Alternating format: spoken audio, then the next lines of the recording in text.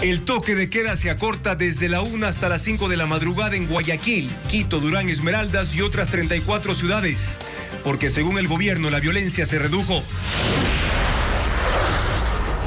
La Fiscalía formuló cargos a Vivian Hernández por lavar activos por $18 millones.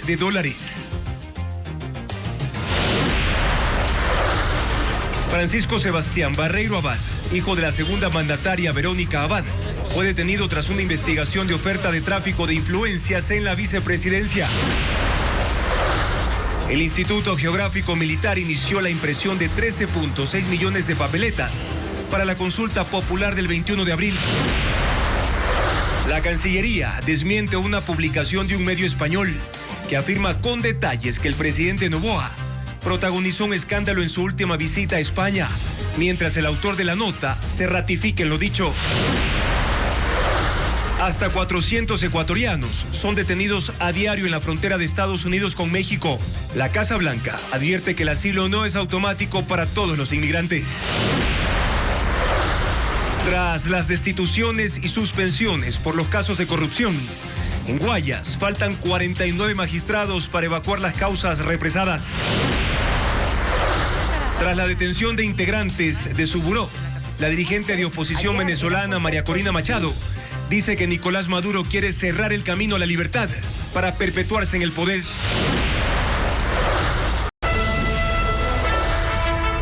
Televistazo estelar con Juan Carlos Aisprúa. Bienvenidos amigos al desarrollo de la información más relevante de este jueves en Televistazo Estelar.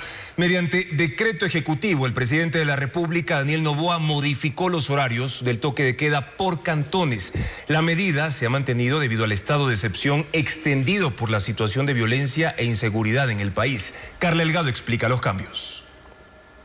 Desde hoy rigen nuevos horarios para el toque de queda en el país. La disposición se dio en un decreto presidencial, luego de una evaluación técnica del estado de seguridad. El gobierno categorizó los riesgos en cada zona. En los de categoría alta, el toque de queda regirá de 1 a 5 de la madrugada. Estas ciudades son Esmeraldas, Manta, Portoviejo, Santo Domingo, Guayaquil, Durán, Santa Elena, Babahoyo, Quevedo, Machala, Quito y Lago Agrio. En los cantones de categoría media habrá toques de queda entre las 2 y las 5 de la madrugada. Ciudades como Cuenca, Azogues, Tulcán, Riobamba, Atacame, San Borondón y Tena. Mientras que el gobierno liberó del toque de queda a la mayoría de cantones, porque considera que los índices de inseguridad son mínimos. Entre estos está Ibarra, Loja, Ambato, Guaranda, La Tacunga, Pastaza, Orellana, San Cristóbal, Santa Cruz y otros. El documento gubernamental dice que desde la vigencia del estado de excepción disminuyeron los índices de criminalidad y que la violencia también ha disminuido en las cárceles.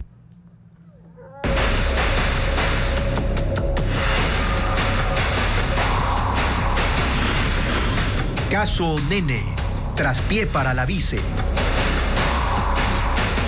La Fiscalía investiga a Sebastián Barreiro, hijo de la vicepresidenta de la República, Verónica Abad.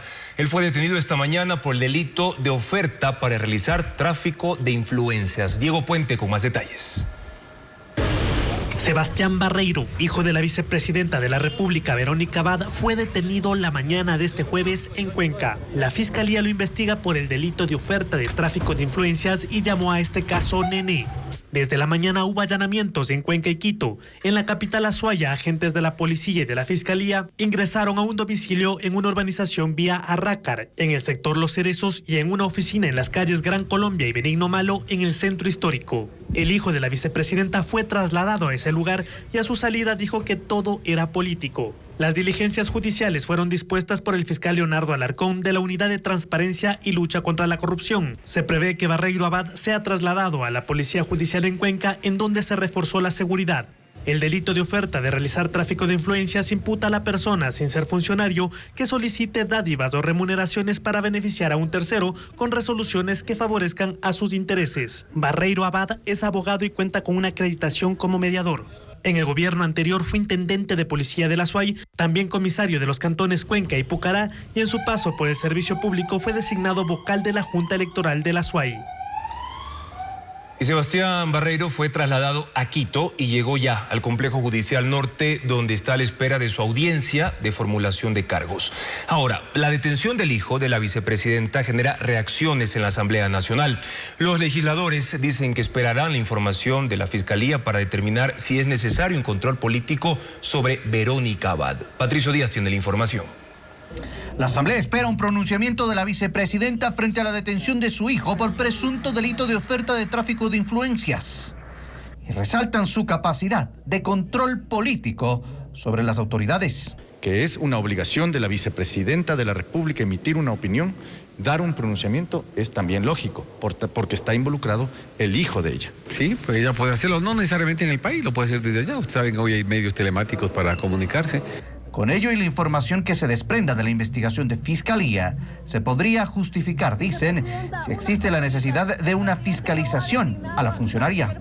Bueno, a la imagen del gobierno, toda acción, todo error, todo aquel ilícito que pueda cometer cualquier funcionario de una institución, desde luego que va a tener eso una repercusión. Pero también no pueden pagar justos por pecadores. Si alguien comete un error, es la persona el responsable de, en este caso, defenderse. Como parte de su facultad de fiscalización, la Asamblea puede solicitar información a las autoridades e incluso pedir sus comparecencias ante comisiones y el Pleno. En el caso más extremo, sobre funcionarios públicos como la vicepresidenta, el legislativo puede llegar hasta un juicio político. En el oficialismo reconocen el distanciamiento del presidente y la segunda mandataria. Dentro de todo lo que cabe la Asamblea Nacional, nuestro deber y nuestra función es velar por el control político y es de hecho lo que buscaremos hacer en caso de que estén las pruebas ahí. La Asamblea por ahora espera la información de las autoridades. Después revisarán si toman otras medidas. Según información de un medio digital de España, el presidente Daniel Noboa protagonizó un escándalo en un restaurante en Madrid junto a una de sus ministras, una asesora y varios amigos durante su gira por ese país en enero pasado. El gobierno de Ecuador rechazó esa publicación y asegura que la historia es falsa. William John con este tema. La publicación se viralizó en redes en cuestión de horas. El medio digital español El Debate aseguraba que el presidente Daniel Noboa protagonizó un episodio que ocurrió la madrugada del pasado 25 de enero durante su gira por España, horas después de su encuentro con el rey Felipe VI y el presidente del gobierno. El artículo relató con detalles una noche de fiesta que el presidente Daniel Noboa supuestamente protagonizó en Madrid en un exclusivo restaurante de comida japonesa, rodeado de escoltas y agentes de la Guardia Civil. Noboa lanzó billetes al aire de un fajo que sacó de uno de sus bolsillos, gritando: "Llévenme de farra, llévenme de farra". El autor de la nota, Alejandro Entrambasaguas, aborda tantas precisiones que describe, por ejemplo, quienes acompañaban al mandatario, que Noboa transfirió 15.000 euros de una de sus cuentas en Bélgica porque había olvidado su billetera en Ecuador, y que luego del episodio en el restaurante la fiesta continuó en el Hotel Ritz, y que al día siguiente desde el Ministerio de Relaciones Exteriores de España pidieron explicaciones por vía telefónica de lo ocurrido a la Embajada de Ecuador. La mañana de este jueves, la Cancillería publicó un comunicado en el que rechaza categóricamente la noticia difundida por el medio español porque carece de veracidad, y el secretario de Comunicación de la Presidencia aseguró que la historia es falsa, aunque aún no deciden si tomarán alguna acción contra el portal. Mientras que en la Asamblea Nacional esto también fue parte de la discusión, aunque los legisladores esperan un pronunciamiento del Ejecutivo antes de emitir un comunicado. Televistazo contactó al periodista español y en su respuesta escribió: "Mañana daremos más datos del episodio. Nos reafirmamos y seguimos insistiendo en que Exteriores aquí confirme el episodio". Pero oficialmente el Ministerio de Relaciones Exteriores de España indicó este jueves que no existió ninguna queja formal sobre este tema. La Fiscalía pidió la prisión preventiva para la abogada Vivian Hernández, a quien acusó de encabezar una estructura que lavó $18 millones mediante sus empresas. Fabiola Santana con más información. La sexta fue la vencida y este jueves al fin se instaló la audiencia de formulación de cargos por lavado de activos contra Vivian Hernández, 2 empleados y 2 empresas. El abogado de una de las procesadas intentó frenar nuevamente la diligencia, pero el juez José Cornejo rechazó el pedido. El fiscal David Bermeo inició su acusación y expuso más de 80 elementos de cargos para sustentar que Hernández y los otros 2 procesados lavaron $18 millones en sus empresas de servicios jurídicos. El indicio madre de la Fiscalía es el informe de la Unidad de Análisis Financiero de junio de 2022 con el que inició la investigación. Este determinó que entre 2016 y 2023 se movieron en las cuentas de Hernández y sus empresas $22.4 millones, pero fueron declarados al Servicio de Rentas Internas $4.4 millones.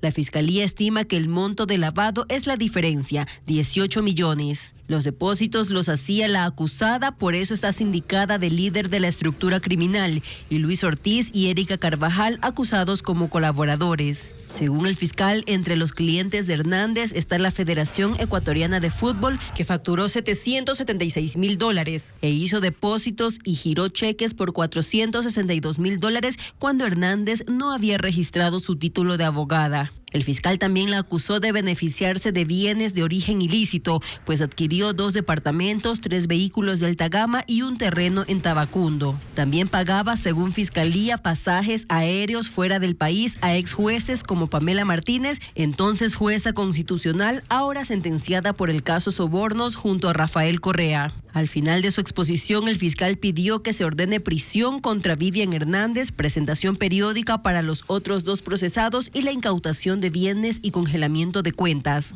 El abogado de Hernández anticipó que no se presentará ante la justicia si le dictan prisión preventiva. ¿Quién se presentaría a la cárcel? No tiene sentido ni la pregunta. Lo que sí vamos a hacer es que vamos a apelar. Desde este jueves se abrió la etapa de instrucción fiscal que se extenderá durante 90 días. Y hace pocos minutos el juez acogió el pedido de la Fiscalía y dictó prisión preventiva en contra de Vivian Hernández. En otros temas, el ex asambleísta social cristiano Pablo Muentes y su primo Fausto Alarcón pidieron al juez del caso Purga que les levante la prisión preventiva y en su lugar dicte medidas alternativas. Ambos están en la cárcel de La Tacunga desde el pasado 4 de marzo con cargos por delincuencia organizada. Según la Fiscalía, forman parte de un grupo criminal que operó en la Corte de Justicia del Guayas. El ex juez Reinaldo Ceballos, quien está en arresto domiciliario, también solicitó el cambio de esa medida. La audiencia se dio esta tarde en la Corte Nacional de Justicia. La resolución se dará a conocer en una nueva fecha. La opositora venezolana María Corina Machado respondió a las acusaciones que la Fiscalía hizo en contra de miembros de su equipo de campaña, a quienes señala por supuestamente planificar acciones desestabilizadoras contra el gobierno. Machado asegura que son tácticas de terror aplicadas por el régimen, pues de otra forma, dijo, Nicolás Maduro no ganaría una elección. La oposición venezolana enfrenta una nueva arremetida del gobierno. La detención de la secretaria política y del jefe del partido Vente Venezuela es vista por esa organización como un nuevo intento por sacar del camino a voces críticas contra el presidente Nicolás Maduro. Con orden de aprehensión. El fiscal Tarek William Saab señala a los opositores por intentar acciones violentas de cara a las próximas elecciones, incluidos ataques a cuarteles militares y una revuelta callejera para forzar la inscripción de María Corina Machado como candidata a la presidencia. Es la principal representante de la oposición, pero está inhabilitada por el régimen para ejercer cargos públicos.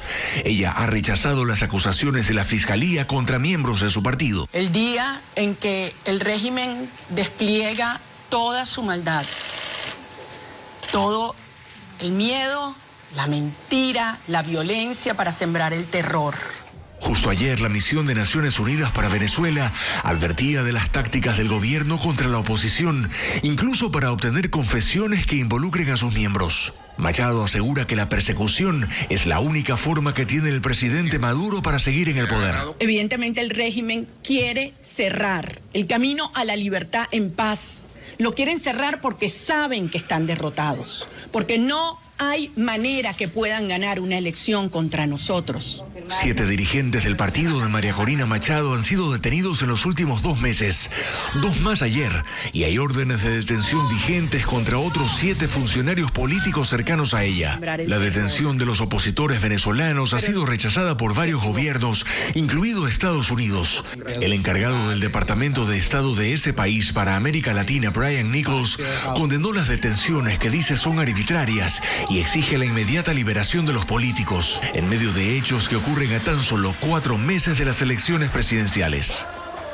El Pleno de la Asamblea Nacional ha debatido el contenido de la proforma presupuestaria 2024 enviada por el gobierno. Patricio Díaz cubre la sesión en el Palacio Legislativo. Cuéntanos, Patricio, ¿qué ha ocurrido hasta el momento? Juan Carlos, hace poco la Asamblea tomó una decisión respecto de la proforma presupuestaria. La decisión fue observarla, devolverla al Ejecutivo con observaciones. En principio se intentó aprobar, fue una moción del oficialismo que no obtuvo los 70 votos necesarios, y después el Partido Social Cristiano presentó esta moción para devolver al Ejecutivo con observaciones, y en ellas se incluye la posibilidad de renegociar la deuda externa. Es lo que le pide al Ejecutivo, además de la focalización de los subsidios. Cuestionaron que no se haya incluido en esta proforma presupuestaria los recursos correspondientes al incremento del IVA, que se calculaban entre 900 y 1.300 millones de dólares. El correísmo, por ejemplo, cuestionó que no se haya desglosado los rubros que, por ejemplo, se entregan a ministerios y a otras dependencias del Estado para conocer en qué acciones se definirá aquello. ¿Qué implica que la Asamblea haya observado esta proforma presupuestaria, que se la devuelve al Ejecutivo y él tendrá que definir si acepta estas observaciones y otra vez remitirla a la Asamblea para que tome una decisión? Igualmente, si el gobierno o el Ejecutivo se ratifica en que la proforma está bien hecha y que la mantiene tal cual, deberá regresar acá para que haya una nueva votación de si la Asamblea se allana a lo del Ejecutivo o se ratifica en su texto. De todas formas, cualquier decisión que tome la Asamblea no es vinculante respecto de la proforma presupuestaria que envió el presidente de la República, Daniel Noboa. La impresión de las papeletas para la consulta popular del domingo 21 de abril se financia con recursos del Instituto Geográfico Militar. Hasta el momento hay un avance del 8%. Como informa Adriana Bermeo, a finales de este mes comenzará su distribución. A contrarreloj y en jornadas de 24 horas avanza la impresión del material electoral para el próximo 21 de abril. El proceso arrancó el lunes de esta semana. Está listo el 8% de las papeletas y 33% de otros documentos como certificados de votación y actas de instalación y de escrutinio. Se imprimirán en total 31 millones de documentos electorales. El formato de las papeletas es A3, bicolor, fondo color salmón, con 5 preguntas de referéndum y 6 de consulta popular. Se identifican con las letras desde la A hasta la K, no con números. En el anverso están los anexos. Tienen 3 niveles de seguridad, códigos QR, efectos anticopia y microtexto antiescáner para garantizar que los documentos no se puedan falsificar. El costo de la impresión del material es de $5.332.000. Cuando alguna persona quiera falsificar nuestra papeleta, sí, la escanea o la quiere sacar copia, inmediatamente nos damos cuenta porque automáticamente va a salir un texto donde se indique que esa papeleta es falsa. La presidenta del Consejo Nacional Electoral aseguró que cumplirán con su cronograma y plazos previstos. Cuando concluya la impresión, el material se enviará a la empresa integradora de los kits electorales. El 25 de marzo está programado que se empiece con la distribución hacia las circunscripciones del exterior, a la Amazonía y Galápagos, que siempre han sido los recintos o las zonas electorales de difícil acceso. Este viernes iniciará la distribución de los kits técnicos, computadoras y escáneres para que estén operativos y probados antes del 21 de abril.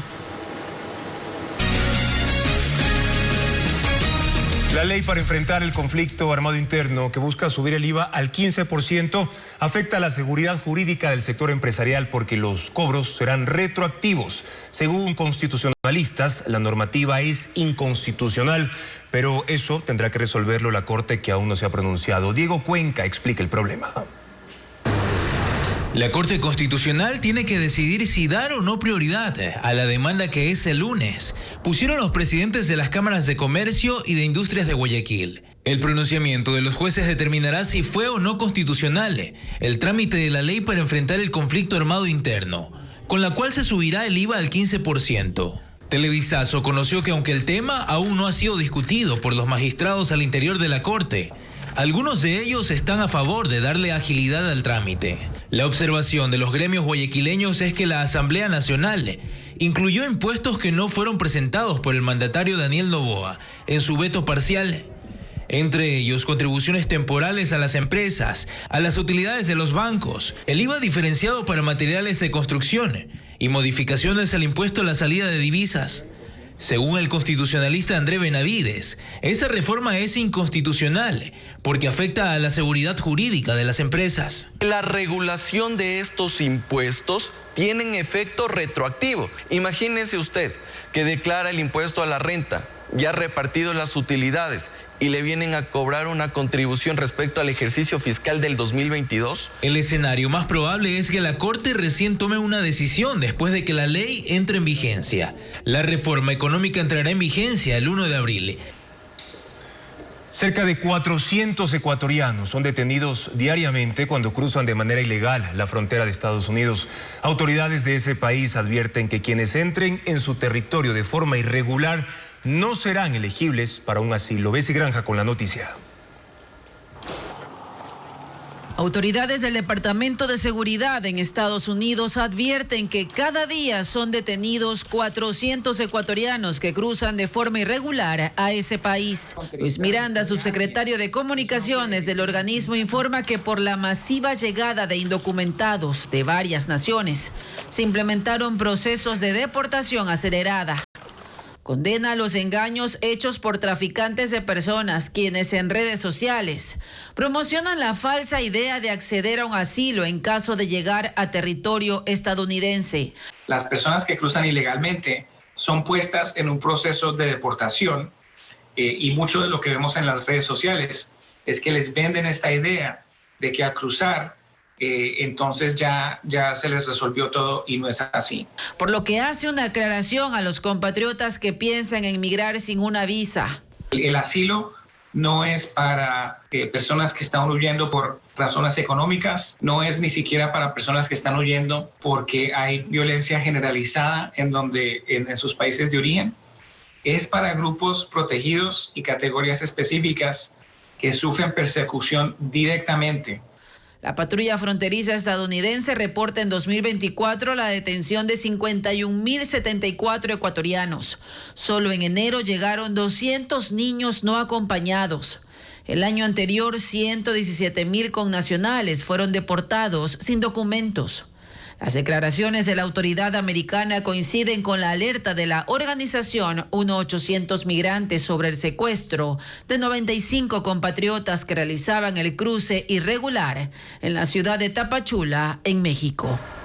Estados Unidos presiona a Israel para evitar una ofensiva terrestre total contra la ciudad de Rafah, en el sur de la Franja de Gaza, y presenta ante Naciones Unidas una resolución para un alto al fuego. Por parte de Israel, el primer ministro Benjamín Netanyahu anunció el envío de una delegación diplomática a Washington para discutir aspectos de la guerra contra el grupo palestino Hamas, informa Pedro Jiménez.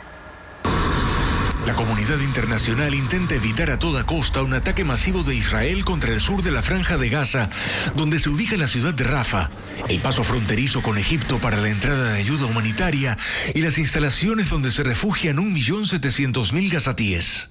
Israel había prometido una ofensiva total si hasta el 10 de marzo, en el inicio de la fiesta sagrada del Ramadán, no eran liberados los rehenes que siguen en poder de Hamas. Pero un anuncio del primer ministro Benjamín Netanyahu parece indicar un cambio de planes en medio de gestiones adicionales de su principal aliado, Estados Unidos. El presidente Biden, cuyo apoyo aprecio, dijo, quiere presentarnos varias propuestas, tanto en el campo humanitario como en otros temas. Mientras tanto, nos preparamos para entrar en Rafah, pero esto llevará un tiempo más. El gobierno de Estados Unidos ha dicho que una gran ofensiva en el sur de Gaza es una línea roja que no se debe cruzar. Sería un error. Es algo que no apoyamos y tampoco es necesario para negociar con Hamás, dijo esta tarde Anthony Blinken, secretario de Estado de Estados Unidos, país que junto a Egipto y Qatar trabajan en una propuesta para un acuerdo, anticipando un trabajo difícil. Hay la necesidad de un alto al fuego sostenido e inmediato con la liberación de los rehenes, señaló. Y en ese sentido va la propuesta de resolución presentada hoy por Estados Unidos ante la ONU para un cese de hostilidades, condicionado a la liberación de 134 rehenes que siguen en poder del grupo Hamás. Además, desde la oficina del primer ministro de Israel, se informó que han conversado con Estados Unidos sobre cómo distribuir de forma más efectiva la ayuda humanitaria, luego de que Naciones Unidas declaró que la mitad de la población de Gaza padece de una falta de alimentos catastrófica. Mientras tanto, las fuerzas de defensa de Israel consolidan el control en otra área crítica, el hospital Al-Shifa, en cuyos alrededores aseguran haber dado de baja a 140 milicianos de Hamás, y que dentro de las instalaciones han capturado a otras 600 personas, de las cuales 250 ya han sido identificadas como miembros de grupos extremistas palestinos, como Hamás y la Yihad Islámica. Las autoridades israelíes enviarán a Gaza a un grupo de pacientes palestinos tratados en hospitales de Jerusalén desde antes que iniciara la guerra. Madres con sus bebés se alistan para volver a la zona de conflicto donde el 60% de los menores en Gaza pasan hambre. La pequeña Sara tiene apenas 6 meses y nació en Jerusalén del Este. Lo único que conoce es la seguridad de esta habitación del hospital, de la que será arrancada esta semana. ¿A dónde iremos? ¿Dónde conseguiré pañales y leche? Gaza ya no es la misma, dice su madre. Durante casi 6 meses, estas 3 mujeres han estado viviendo, durmiendo y amamantando juntas a sus 5 bebés dentro de esta habitación de hospital en Jerusalén, a donde fueron trasladadas por sus embarazos de alto riesgo. Pero ahora son forzadas a volver a Gaza en medio de la brutal campaña militar de Israel, que ha hecho difícil la supervivencia. Estarán entre los 22 palestinos que serán trasladados en un autobús al cruce de Karen Shalom en el sur. Pero sus esposos están en el norte y no tienen lugar donde vivir. A pesar de la incertidumbre, una de ellas sí quiere regresar a Gaza. Mi hija está ahí, me necesita. Cada vez que hay un ataque aéreo, los niños van a abrazar a sus madres y la mía no tiene a quién aferrarse, dice. En un hospital oncológico del territorio israelí, casi 50 gazatíes con cáncer han estado recibiendo tratamiento desde antes del 7 de octubre. Ahí también hay la orden de regresarlos al territorio palestino. Después de más de 2 meses de rechazar las demandas israelíes, el director dice que se le ordenó cumplir la lista de pacientes que serían enviados de regreso esta semana. Todos los esfuerzos que hemos hecho para tratar de curarlos o ponerlos en buenas condiciones y mejorar su calidad de vida se perderán, porque no hay atención médica en Gaza, no hay hospitales, no hay sanidad pública. Según la Organización Mundial de la Salud, más de 60% de los menores de 5 años pasan hambre. 37 países participan hoy en la primera Cumbre Mundial de Energía Nuclear. La cita es en Bruselas y asisten 15 jefes de Estado y de gobierno europeos, así como altos representantes de Estados Unidos y otras naciones como China y Pakistán, que han puesto la energía nuclear en la agenda global, reivindicándola como pieza clave en el suministro energético y fuentes renovables en la lucha contra el cambio climático, y que hoy representa la 4ª parte de la energía limpia que se produce en el mundo. Solo en Europa hay 100 reactores nucleares operativos en 12 países y otros 60 reactores están en etapa de planificación y construcción. La ola de calor y las escasas lluvias provocaron desabastecimiento de agua en algunas ciudades. ¿Qué pasa ahora con las reservas de agua cuando hay este tipo de eventos climáticos? Carla Delgado lo explica a continuación. La ola de calor afecta al país desde marzo y según el Instituto de Meteorología e Hidrología INAMI se mantendrá hasta abril. El fenómeno climatológico incide en la demanda del agua y sus reservas. En Quito, en donde la temperatura ha sobrepasado los 28 grados, el consumo habitual que bordaba los 150 litros diarios por persona ahora es de 240. La empresa de agua potable de la ciudad advierte que algunos tanques necesitan que el agua suba al menos 1.80 metros de altura para satisfacer las necesidades, pero apenas llega a 30 centímetros, por lo que hubo cortes en 3 sectores. También Ibarra tiene problemas que ocasionaron cortes de agua en 2 zonas. La ciudad consumía 568 litros de agua por segundo y ahora tiene un déficit de 80 litros por segundo. En Guayaquil, pese a que se ha mantenido con temperaturas que sobrepasan los 36 grados, no se produjo afectaciones. En esta ciudad se consume 1 millón de metros cúbicos de agua por día. Tampoco el proceso de abastecimiento de agua en Cuenca se afectó por las altas temperaturas, gracias a las fuentes de agua naturales que alimentan sus 3 plantas potabilizadoras. Por eso, según uno de los observatorios del agua Ayuda en Acción, sostienen que se hace más necesario mantener estas reservas naturales. Y si no empezamos a trabajar desde ahora en la protección de las fuentes hídricas, no va a haber sistema de agua potable, no va a haber reservorio gigante que aguante el alto consumo, el alto nivel de demanda de agua que tienen las ciudades. El patrimonio hídrico de Ecuador abarca una superficie de 175,000 hectáreas y están distribuidos en 14 provincias. Guayas atraviesa una emergencia por falta de jueces. Los casos Metástasis y Purga provocaron la suspensión de magistrados que se sumaron a los que ya habían sido destituidos por otras causas legales. Bessie Granja conversó con las autoridades sobre sus planes de contingencia. La depuración en el sistema judicial y el encarcelamiento de los jueces vinculados a los casos Metástasis y Purga aprietan las labores en la Corte de Justicia de Guayas.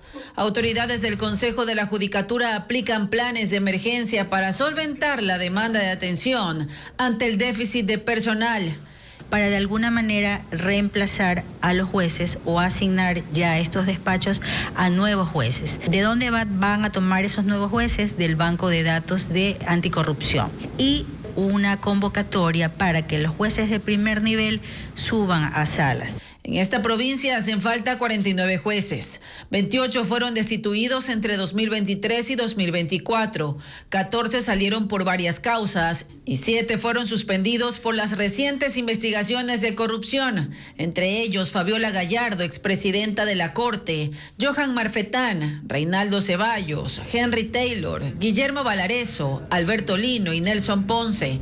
6 de ellos están presos. La actual autoridad indica que cada magistrado en esta provincia maneja entre 170 y 180 causas, por lo que los 148 jueces penales que quedan han asumido los procesos, mientras llegan los reemplazos.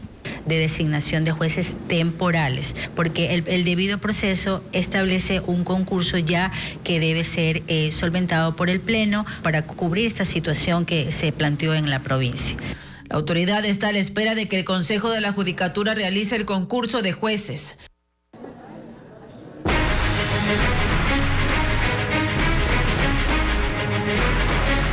Caso Purga, la mafia judicial. Al menos 15 funcionarios que fueron desvinculados de la Agencia de Tránsito y Movilidad de Guayaquil presentaron una acción de protección ante la Corte de Justicia del Guayas para recuperar su cargo. Pero pese a que en primera instancia obtuvieron fallos favorables, sus casos fueron enviados al despacho de jueces vinculados a la red del caso Purga para que los revierta.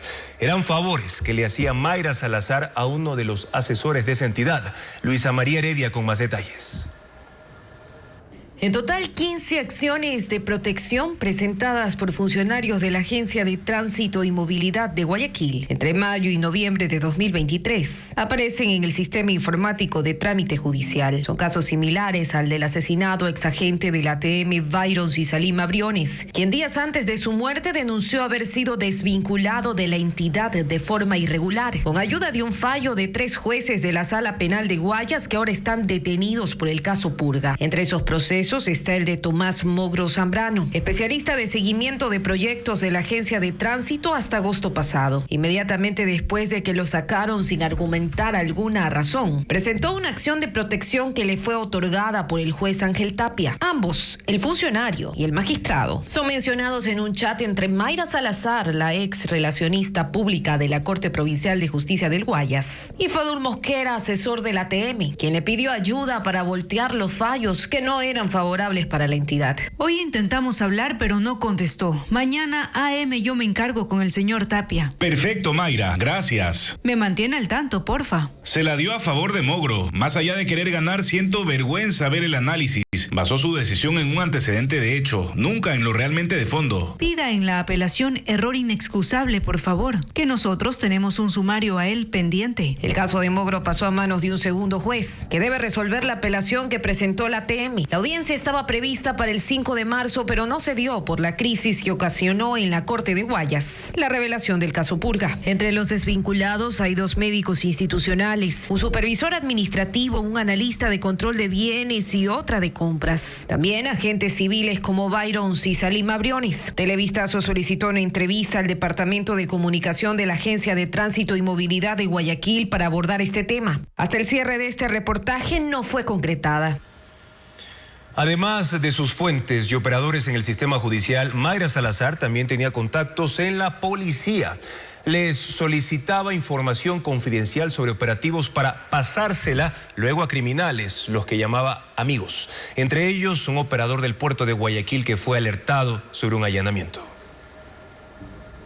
Entre los contactos de Mayra Salazar, la ex asesora de la presidenta de la Corte de Justicia del Guayas, procesada por el caso Metástasis, aparece también una fuente policial registrada en su celular como Jean Carlos WhatsApp 2021. En un chat del 11 de diciembre de 2023, que fue extraído por la Fiscalía y que aparece en el expediente del caso Purga, Salazar le pide a la gente que le comparte información para enviársela a un presunto criminal, al que llamaba amigo. Oli, ¿qué sabes de unos allanamientos que dicen que van a hacer entre hoy y mañana por temas de contaminación en el puerto? Sapéame, que tengo un amiguito ahí que posiblemente se le metan. A ver si lo ayudamos y algo sacamos. Sé que es por Sambo y hablan de 24 visitas. Oka, la UCTCI es la que tumba. Eso es de control interno. El agente de la Fuerza Pública, cuyo nombre no ha sido revelado por el Ministerio Público ni por la Policía Nacional, hizo las averiguaciones del caso. Minutos después le envió una nota de voz a Mayra Salazar y también parte de los datos que estaba solicitando. Villa del Rey, La Joya, El Sur. En Villa del Rey, un tal Peña Herrera. El Sur, ¿no sabes por fin dónde? Ojalá tu pana te avise más. Ese man me llamó a las 2 a.m. Luego Giancarlos WhatsApp 2021 grabó varias notas de voz más, a las que Mayra Salazar respondió con un yapi. 2 días después fue detenida. En cuanto al hombre al que Salazar le facilitó información confidencial de la policía, se trataría de un operador del puerto marítimo de Guayaquil, de donde sale la mayor cantidad de droga que se envía desde Ecuador a Estados Unidos y Europa.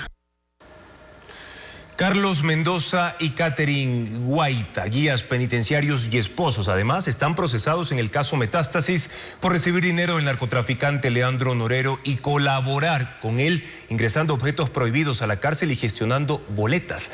Así consta en las conversaciones del caso y en la investigación fiscal. Informa Jacqueline Rodas. Carlos Mendoza y Catherine Guaita son esposos y guías penitenciarios. La Fiscalía los procesa en el caso Metástasis por colaborar con la red del narcotraficante Leandro Norero mientras estuvo preso en la cárcel de Cotopaxi. Según los chats encontrados en el teléfono de Norero, Mendoza trabajaba para él. Buen día, ñaño. Ya le entregamos el chaleco y las prendas a Mauricio. Estamos yendo a comprar las Jaguar Locro. Aquí, llegando al Cotopaxi, venimos a comprar. Jejejeje. Y le manda esta foto del lugar donde están comprando la comida. De una, ñaño. ¿Cómo va todo? Bien, ñaño. Gracias a Dios hicimos un documento para el Arévalo a ver si nos autoriza solo a los dos a pasar la comida. A ver si nos metes ficha para ir traer todos los días de guardia. Mendoza le envía este oficio dirigido al director de la cárcel, que remite él y el guía Ronnie Moya. Sus apellidos coinciden con los mencionados por el amigo de Norero, Marcelo Lazo, quien en su versión dijo que ambos pedían dinero a cambio de ingresar cosas para Norero, inclusive balas y armas de fuego. Según los chats, el guía Mendoza también advertía a Norero cuando agentes de inteligencia visitaban la cárcel. Ñaño, buenas noches. Llegó la DGI por ahí. Está en monitoreo, pilas. Son 3 que llegaron. Esos manes. Carlos Mendoza ayudó a Norero con trámites de su hermano Israel, quien también estaba preso en Cotopaxi. Ya estamos gestionando la salida media de Israel con el doctor de la clínica que nos dé la cita y la factura para que salga inmediatamente. Pilas, escribe a la man de las boletas, que ya subieron esta nota. Sí te dejé el correo, para que le envíen a la man directamente, ñaño. Ahorita con esto del censo y tanta cosa ahí, tienen que aprovechar a pedir las boletas que la gente está distraída en otras cosas. Hay chats con recibos de los pagos que no Norero hizo a Mendoza en la cuenta de su esposa Catherine Guaita. La fiscalía detectó al menos $10,000 en transferencias que iban desde $500 hasta $2,000. Parte del dinero era para pagar a otros por orden del narcotraficante. Ñaño, esa china dile que me mande la cuenta. Que no tiene, Ñaño, mándale a la mía nomás. Ahí dele 250 a cada uno. Listo, Ñaño, de una, ya les cruzo. Mendoza tiene prisión preventiva y Guaita medidas alternativas. Ella niega su participación en la red y asegura que su esposo usó su cuenta sin su conocimiento.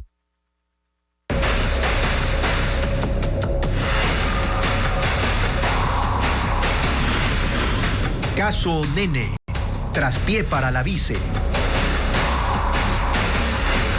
Sebastián Barreiro, hijo de la vicepresidenta de la República, Verónica Abad, fue detenido esta mañana. La Fiscalía lo investiga por el delito de oferta de tráfico de influencias. Diego Puente está en el Complejo Judicial Norte para contarnos más detalles. Diego, ¿ya llegó el hijo de la vicepresidenta? Francisco Sebastián Barreiro ya llegó al complejo judicial en el norte de Quito exactamente a las 6:15 de la tarde. Se encuentra en este momento en la sala de aseguramiento. Diego, ¿a qué hora está previsto que se realice la audiencia de formulación de cargos? Bueno, el proceso que recayó en la jueza María Fernanda Castro y ella ha convocado a las 10 de la noche para realizar la audiencia de formulación de cargos y estamos atentos para poder ingresar y darles los detalles. Gracias, Diego, por tu informe. La situación de la vicepresidenta, marcada precisamente por desencuentros con el presidente Noboa, se agudiza con la detención de su hijo. Adriana Bermeo conversó con constitucionalistas quienes aclaran el panorama político de Verónica Abad. La detención del hijo de la vicepresidenta de la República, Verónica Abad, agrava aún más su relación con el presidente Daniel Noboa, hecha de desencuentros y desaires. Empezaron antes de que gane las elecciones. Abad fue enviada a hacer campaña electoral fuera del país. Tras el triunfo, fue evidente la incomodidad del presidente en los actos protocolarios de posesión. Ella no celebró en Carondelet, sino en el mercado de Iñaquito.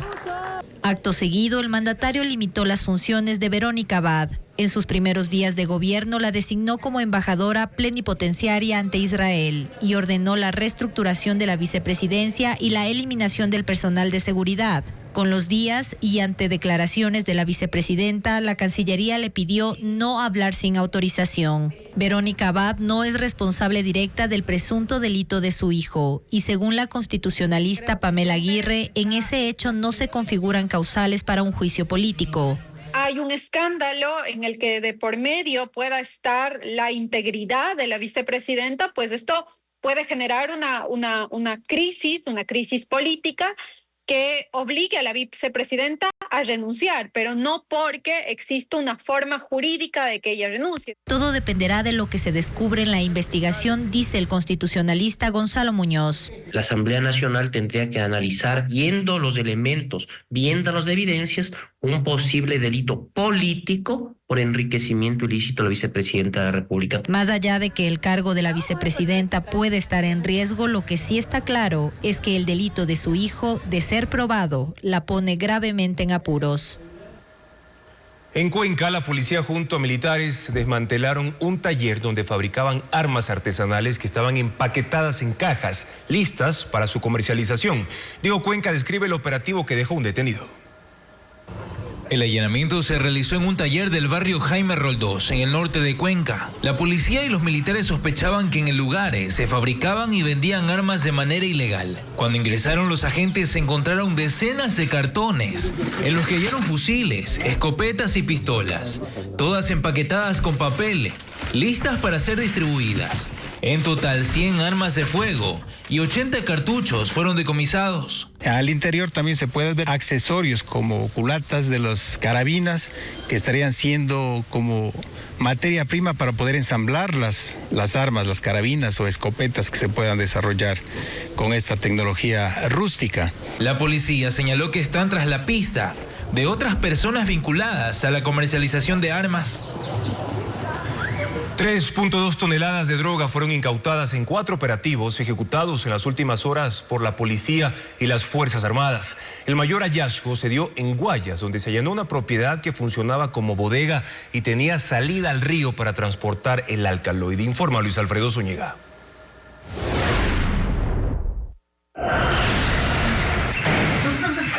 ¿Cómo? El mayor de los hallazgos se dio en la comuna Petrillo, del cantón Nobol, en la provincia del Guayas. La policía allanó una extensa propiedad que se utilizaba como centro de almacenamiento de droga. Los agentes, acompañados por canes, encontraron 2.000 paquetes de clorhidrato de cocaína que tenían como destino el tráfico internacional, sobre todo Europa. Los agentes informaron que el sitio tenía salida al río Daule y, de ser necesario, también se utilizaba para mover la cocaína o como ruta de escape. En total se decomisaron 2 toneladas de droga y detuvieron a 4 personas que, según la policía, fungían como custodios.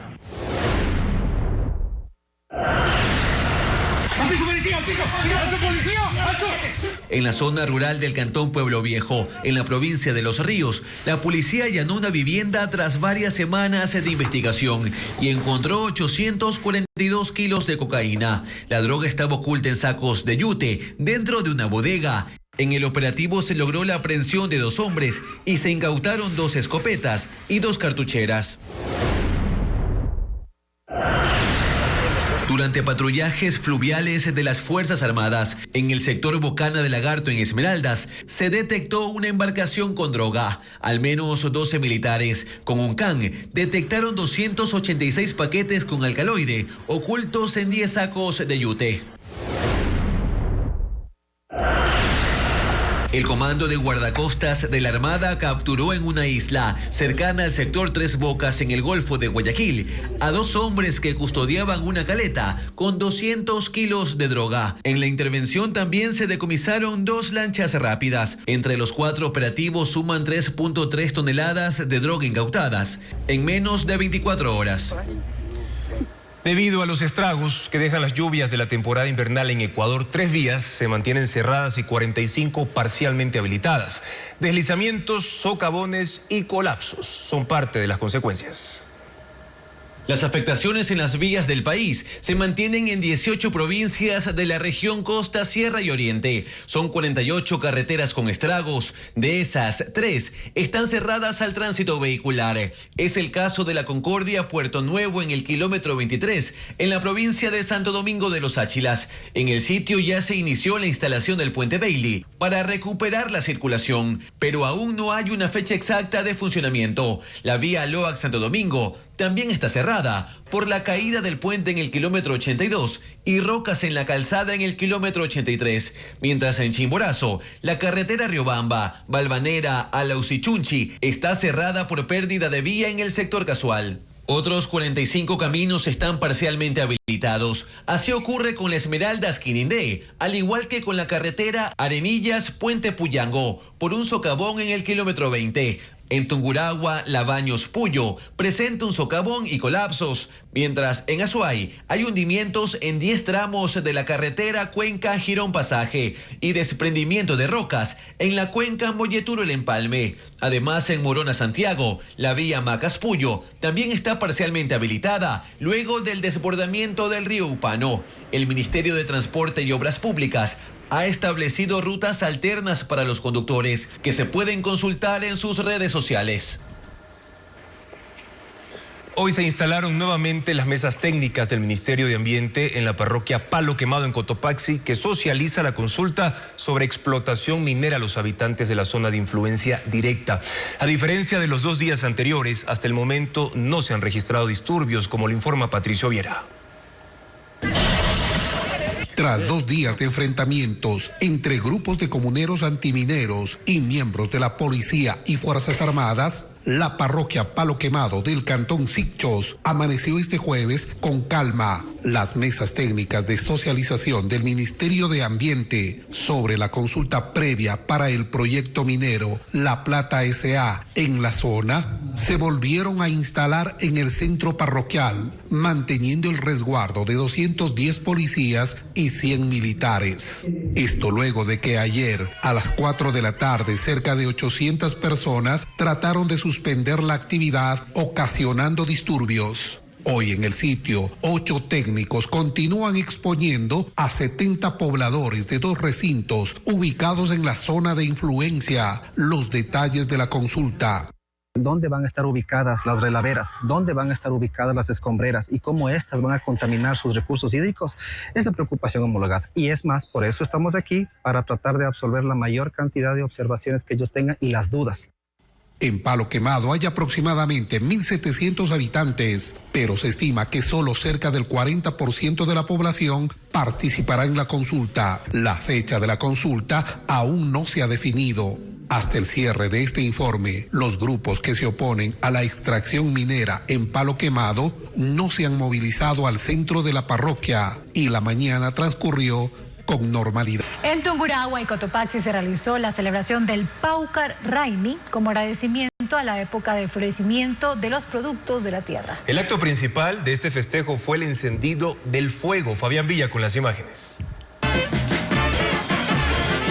60 bailarines representaron a los caporales de Salasaca, personajes representativos de esta comunidad de Tungurahua, en la celebración del Pauca Raimi, un evento ancestral que se realiza cada 21 de marzo por el inicio de la cosecha de los granos tiernos y las frutas. 3.000 personas asistieron a la Plaza Central de Arte de la parroquia para disfrutar de este evento, que también es conocido como el Sisa y Paicha, o época de florecimiento. Sobre el piso se hizo una chacana o altar que representa la cruz andina, con granos secos, choclo tierno y frutas de la costa y sierra. Rumiñahui Masaquiza, habitante de Salasaca, fue seleccionado este año como el Taita Yaychay para encabezar la celebración. El acto principal de esta celebración fue el encendido del fuego, símbolo de la renovación y la iluminación para la buena cosecha de las comunidades andinas. En el cantón de Saquicilí, provincia de Cotopaxi, unas 250 personas también celebraron el Pauca Raimi. Lo hicieron en el Parque Central, donde dieron por inaugurado la cosecha de los granos tiernos, que son utilizados en la tradicional fanesca de la Semana Santa. Durante esta celebración, que duró 3 horas, también realizaron rituales de sanación y se desarrolló una feria de emprendedores. De la noche está previsto que se lleve a cabo la audiencia de formulación de cargos por supuesta oferta de tráfico de influencias en contra de Sebastián Barreiro, hijo de la vicepresidenta Verónica Abad, investigado en el caso Nene. También usted puede revisar la información a través de coavisa.com. Y queremos también recordarles que desde hoy rigen nuevos horarios para el toque de queda. En general fue reducido de 1 hora, pero hay horarios diferenciados según el nivel de riesgo. En los cantones considerados de alto riesgo, el toque de queda rige desde la 1 hasta las 5 de la madrugada. Y en los de medio riesgo, de 2 a 5 de la madrugada. Consulten sus redes más información. Gracias por su sintonía y confianza de siempre, amigos. Mañana en contacto directo estarán Luis Cabrera, presidente de la Conferencia Episcopal, para hablar sobre los cambios en las procesiones debido al estado de excepción. También Roberto Rock, presidente de la Sociedad Interamericana de Prensa, para analizar las recomendaciones de ese organismo al Ecuador en materia de libertad de expresión. Mañana más información a partir de las 5:55 en la primera emisión de Televistazo. Buenas noches.